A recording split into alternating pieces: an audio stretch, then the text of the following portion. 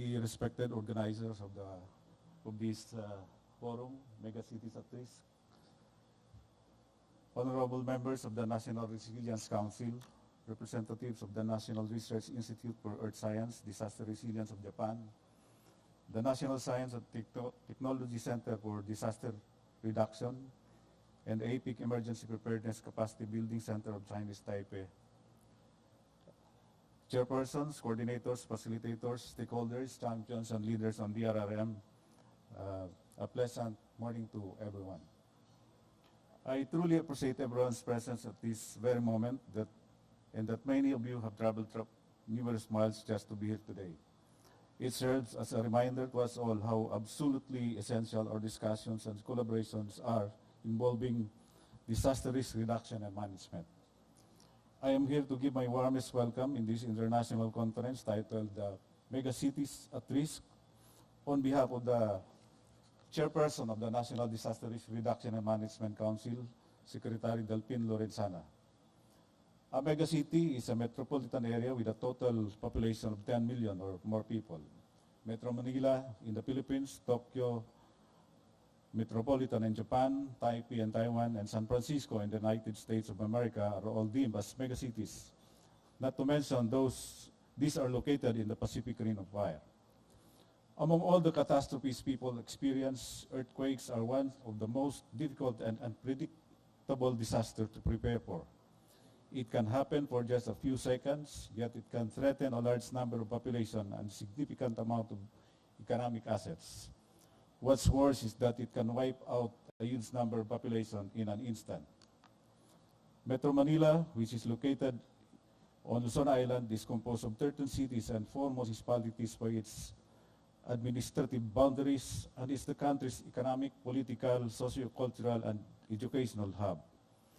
Statistically, the number of people presently living in this megacity is over 12 million, and currently it is one of the most densely populated areas in Southeast Asia.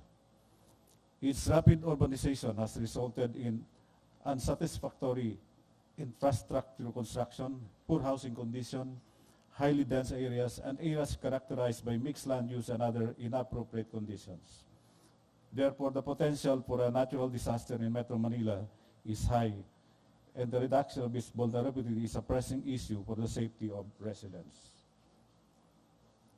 Under the Department of National Defense, the Office of Civil Defense is the implementing arm of the National Disaster Risk Reduction and Management Council, the primary organization that administers the country's disaster risk reduction and management programs. The mandate of the Office of Civil Defense is to administer a comprehensive national civil defense and disaster risk reduction and management program by providing leadership in the continuous development of strategic and systematic approaches, as well as measures to reduce the vulnerabilities and risks to hazards and manage the consequences of disasters. This indeed is a very, very overwhelming task, and I'm very happy that we have here today in our society leaders and champions for disaster risk reduction and management. We conduct programs, projects, and initiatives all related to disaster risk reduction and management in order to lessen the adverse impacts of hazards and the possibility of disasters. Just to give you a heads up, allow me to share with you the initiatives we execute on a regular basis. We formulate and implement the National Disaster Risk Reduction and Management Plan that has its vision for a safer, adaptive, and disaster-resilient Filipino communities towards sustainable development. This plan is now being reviewed, and hopefully we can come up with an updated version in the next 4 months. We also wish to establish training institute to train public and private individuals. In connection with the learnings to be taught, we conduct research programs to upgrade knowledge and skills and document best practices on disaster risk reduction and management. And speaking of the plan for the National for the Training Institute, I have just signed actually yesterday a contract with a provider for the master planning of our 10-hectare area in Clark Green City, which will soon, which is now actually being developed as a national government administrative center. BCDA was gracious enough to provide us 10 hectares without cost to the government, and we are now planning for the development of that area as the site for our training institute. We have developed and distributed a checklist of actions for earthquake preparedness to all government instrumentalities to ensure their comprehensive preparation for a possible 7.2 magnitude earthquake. We also sent directives to all National Disaster Risk Reduction Management Council member agencies to conduct structural integrity as tests of their respective buildings and facilities, and to retrofit these structures if necessary. In relation to this, the Department of Public Works and Highways is already conducting an assessment of the structural integrity of buildings, bridges, and flyovers in Metro Manila and other regions, and has started the needed retrofitting works. It too is pushing for the amendment of the building code in order to require adequate technology-based earthquake protection for vulnerable buildings. As you may have already heard, an earthquake contingency plan dubbed as Oplan Metro Yacal Plus has been drawn through the cooperation of various government agencies. One of the highlights of Oplan Metro Yacal Plus is the twinning system for disaster response. Given that a major earthquake might disable many of the lifelines in the Metro Manila, the Oplan specifies that assistance will come from the National Capital Region's twin regions that are otherwise unaffected by the earthquake. This means that help will come to Metro Manila by air, land, and sea from the neighboring regions. And another significant feature of the Oplan is the designation of specific staging and evacuation areas for each of the main quadrants of NCR where displaced population can go for temporary shelter. We are also giving more focus on information and education to build public awareness on an earthquake hazard, particularly on preparedness. We regularly conduct the nationwide simultaneous earthquake drills in which all sectors of Philippine society participate by practicing the tuck, cover, and hold technique in executing emergency evacuation plans. These drills are meant to imbue upon our people the basic survival and preparedness techniques. We have published a set of instructional videos that discuss disaster preparedness.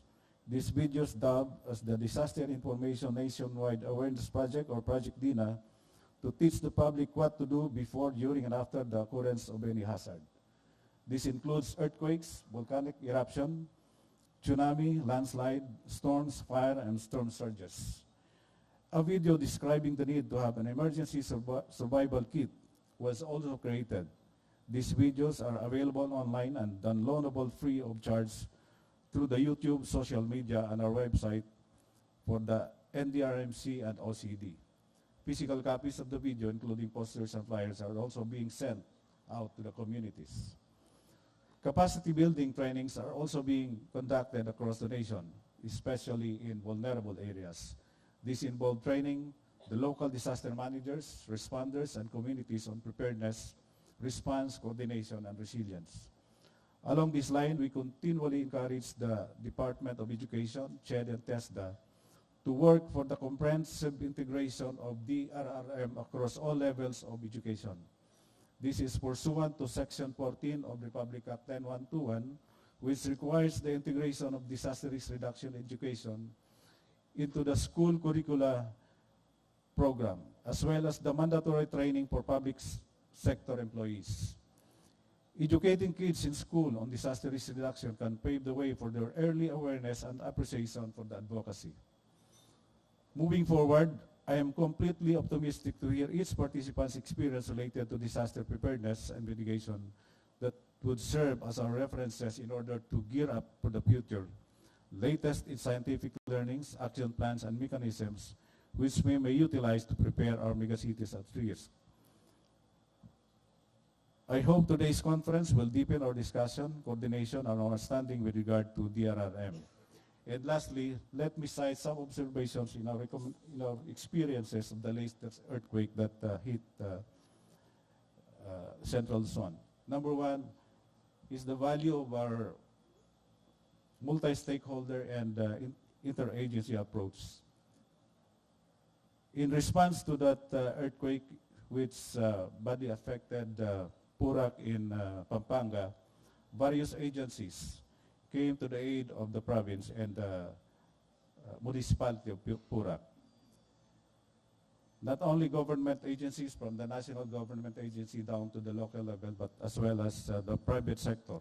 I saw there the other day the president of PDRF, Boots Mili, people from Meralco, which assisted in the search, rescue, and retrieval, teams from MMDA,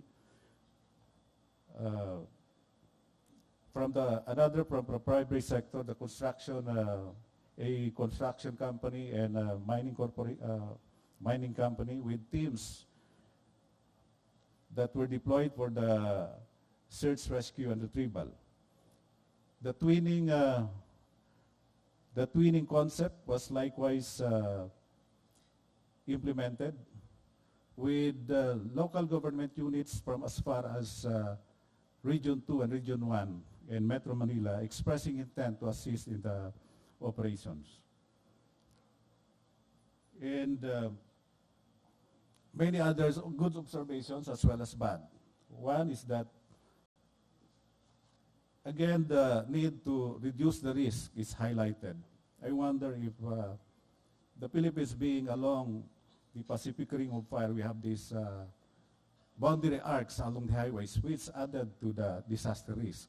In Pampanga alone, there are 3 boundary arcs that collapsed, and it's just unfortunate that there were no motorists and people underneath the boundary arcs when it collapsed.